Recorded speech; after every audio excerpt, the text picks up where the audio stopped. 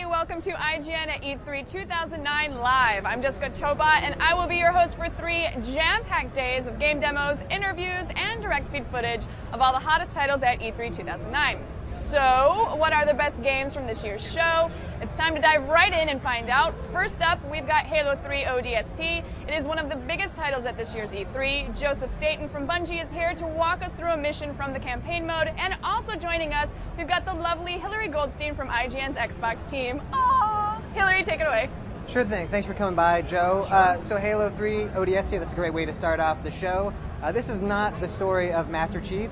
So can you maybe just talk about where this takes place in the Halo's timeline? Yep.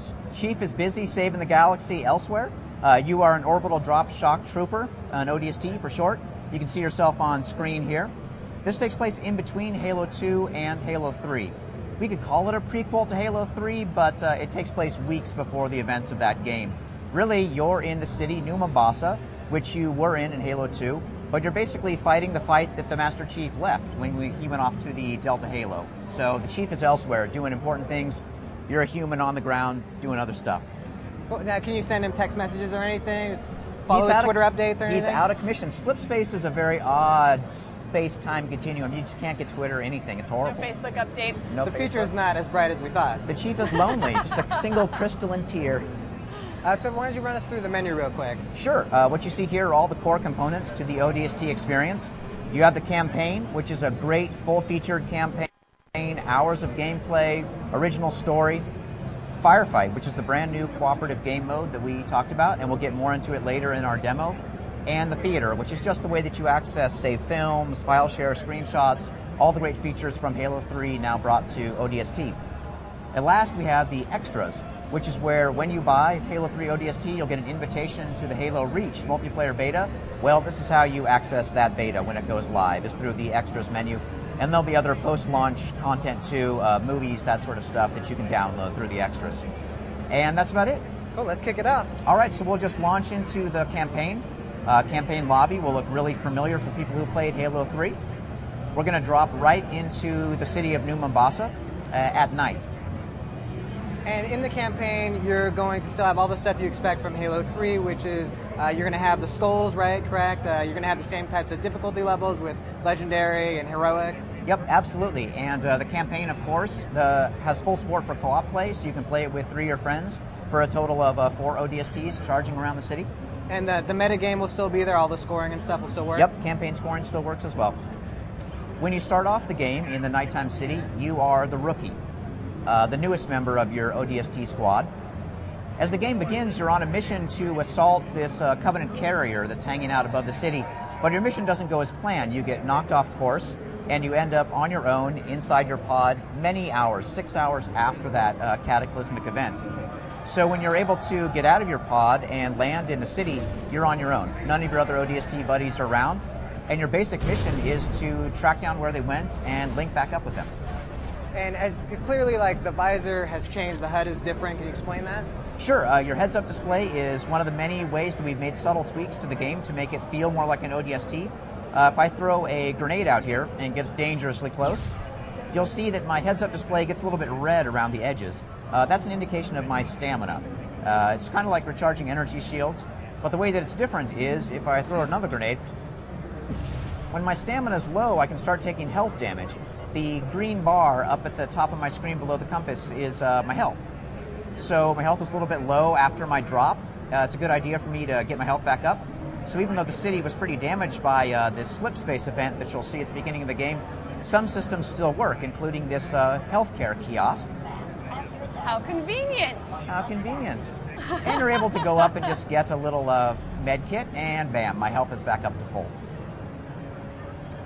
So I've got some Covenant that are moving up on my position. So they're in the game, you can confirm that? Yes, the Covenant are in the game. Wow. This brute is charging me pretty hard. Take him down.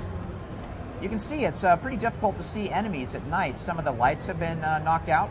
So we've put another new tool in the ODST toolkit, and that's something we're calling the visor. Now the visor is a low light vision mode. Helps you see, and also just helps you track down enemies and take them out. Now, can you use the visor the whole time, or is it on a limited time?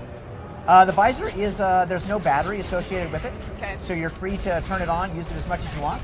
So you could play through the whole game with it on, if you wanted. You could, yeah. It's definitely more helpful at night than it is during the day. Yeah. So when we get to some of the daytime flashback scenes, you'll see that it's really just not as useful. The one thing that I noticed is that there is no radar in this game, which I think people have gotten very used to in Halo. That's correct. We've taken some things away from the ODST. There is no motion tracker. You can't jump quite as high. You can't run as fast. You can't dual-wield weapons, and you can't use dropped Covenant equipment. But you can still teabag. You can still teabag, indeed. You'll see you're a little bit shorter, so you get a nice sort of deep crouch on the teabagging. It feels really good. Fantastic. And that's Teabag drag. Teabag drag, indeed. Just sort of scooch along the ground a little bit. I just said that we took a bunch of things away. Don't think that we've totally nerfed the experience. We made some really careful choices to make it feel right. As one guy alone in the city, we wanted it to feel more dangerous, make you feel isolated, alone. So that when you run into Covenant, making different tactical choices than you would as a Spartan super soldier. So you have to be careful about the fights that you pick. And one thing that's cool is that the pistol actually has a zoom in it, and it seems pretty powerful. Pistol is pretty powerful. Once you take down an enemy shield, switching to your pistol, single shot, headshot kills. So in that way, it works a lot like the Halo 1 pistol. It's got a little bit of zoom, fires just as quick as you can pull the trigger, and again, a one-shot headshot on unshielded enemies. So this actually feels a little bit closer to the Master Chief that we experienced in Halo 1. What was the reasoning behind kind of pulling back from, that overpowered Master Chief that we had by Halo 3? Yeah, I think in the Halo games, as the challenges the Master Chief took on got bigger and bigger, he needed to become more powerful, really become superhuman.